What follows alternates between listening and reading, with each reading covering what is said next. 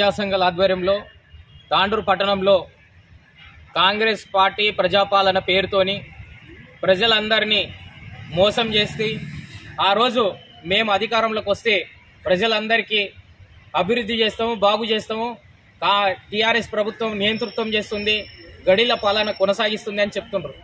దానికి భిన్నంగా, దానికి వ్యతిరేకంగా అది చేస్తున్నటువంటి దుర్మార్గాలకు ఇంకా అధికంగా ఈరోజు కాంగ్రెస్ పార్టీ అధికారంలోకి వచ్చిన తర్వాత సంవత్సరంన్నర అయింది. తాండూరు నియోజకవర్గంలో ఈరోజు కాంగ్రెస్ ఎమ్మెల్యే ఇక్కడ గెలిచారు మనోహర్ రెడ్డి గారు.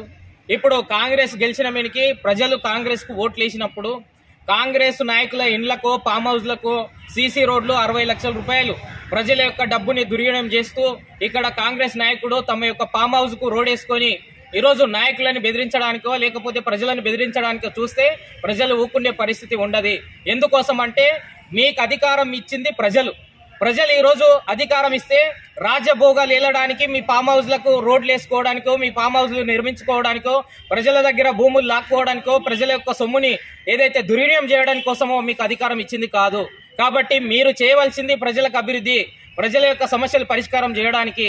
మీ యొక్క ఫామ్ హౌస్లకు లక్షల రూపాయలు పెట్టి ఈరోజు రోడ్లు వేసుకుంటే ప్రజలకు రోడ్లు ఉన్నాయి, ఇండ్లు ఉన్నాయి, మంచినీటి సౌకర్యం ఉండదు. కాబట్టి ఇలాంటి సమస్యల మీద మీరు ఏదైతే ఆలోచన చేయాలి, కానీ ఇక్కడ ఉన్నటువంటి ఎమ్మెల్యే గిట్ట ఒకసారి ఆలోచించాలి. మళ్ళీ నీ నాయకులు, కింది నాయకులు ఏం చేస్తున్నారు, ఎక్కడ చేస్తుండ్రు, మళ్ళీ వచ్చినటువంటి మీరు ఇచ్చేటటువంటి డెవలప్మెంట్ ని వాళ్ళ ఫామ్ హౌస్ లకు వేసుకోమని డబ్బులు ఇస్తుండ్రా? మళ్ళీ ఇది ప్రజల డబ్బు కాదా? ప్రజలు ఓట్లేస్తే మీకు అధికారం ఇచ్చింది కాదా? కాబట్టి దీన్ని ఒకటేసారి తీవ్రంగా ఖండిస్తున్నాం. ఇలాంటి దుర్మార్గాలకు కాంగ్రెస్ ప్రభుత్వం చేస్తే రేపు రాబోయే రోజులలో ఇలాంటి నాయకులను ఉండకుండా తాండూరు గడ్డ నుంచి గిట్ట తరిమి కొట్టడానికి ప్రజలు వెనకడుగు వేయరు. కాబట్టి కేసీఆర్ చేసే నియంతలకే కేసీఆర్ ప్రభుత్వాన్ని అధికారంలోకి దించారు. కాబట్టి ఇప్పుడు మీకు ఇచ్చింది ఎందుకోసం అంటే ఇందిరమ్మ రాజ్యం తెస్తామని చెప్పి ఏదైతే ప్రజా నాయకుల మీద, ప్రజల మీద ఏదైతే నిర్బంధం ప్రయోగించి అన్యాయాలు చేస్తూ, అక్రమాలు చేస్తూ ప్రజలు ఇచ్చిన సొమ్ముతోని అధికారంలోకి వచ్చి దుర్వినియోగం చేయడం కోసం అల్లుడు సొత్తు రక్తదానం చేసి అన్నట్లు ఈరోజు ఎమ్మెల్యే అభివృద్ధి పేరుతోని డబ్బులు చేస్తున్నా అంటే కాంగ్రెస్ పార్టీ నాయకులకు ఫామ్ హౌస్ల కోసం 60 లక్షలు రోడ్లు వేయడానికి తెచ్చిండ్రా అని మేము అడుగుతున్నాం సిపిఎం పార్టీగా.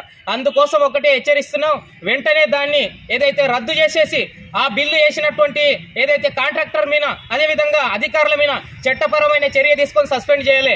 అలాంటి కాంట్రాక్టర్ ని వెంటనే బ్లాక్ లో పెట్టాలి.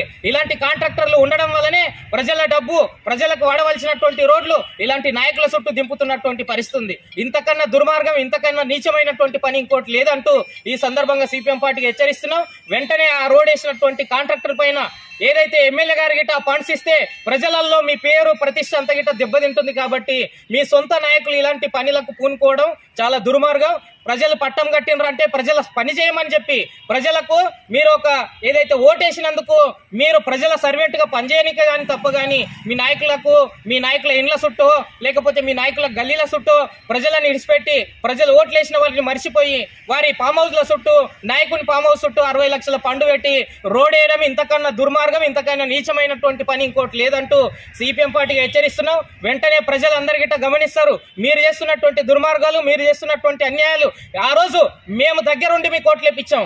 ఆ రోజు పొత్తుల భాగంగా కాంగ్రెస్ పార్టీ వస్తే ఇంతన్న ప్రజాస్వామ్యం ఏదైతే కాపాడగలుగుతుందని చెప్పి ఓట్లు ఇప్పిస్తే ఈ రోజు ప్రజాస్వామ్యాన్ని కూని చేస్తూ ప్రజల పక్షాన పోరాడేటటువంటి వాళ్ళ మీద అక్రమంగా నిర్బంధాలు చేస్తూ, అక్రమ కేసులు పెడుతూ, అక్రమంగా నిర్బంధిస్తే ఖబర్దార్ అని హెచ్చరిస్తున్నాం. ఏ నాయకుడైనా ఒక్కసారి ఆలోచించుకోవాలి.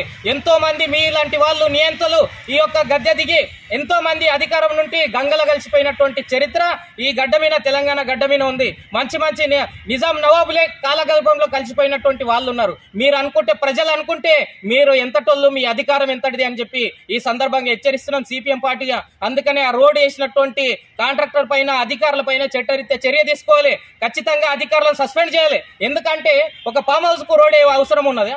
అది ప్రజల డబ్బుతోని ఫామ్ హౌస్ కు, సొంత నాయకుని, కాంగ్రెస్ నాయకుని ఫామ్ హౌస్ కు రోడ్ ఎట్లేస్తారు?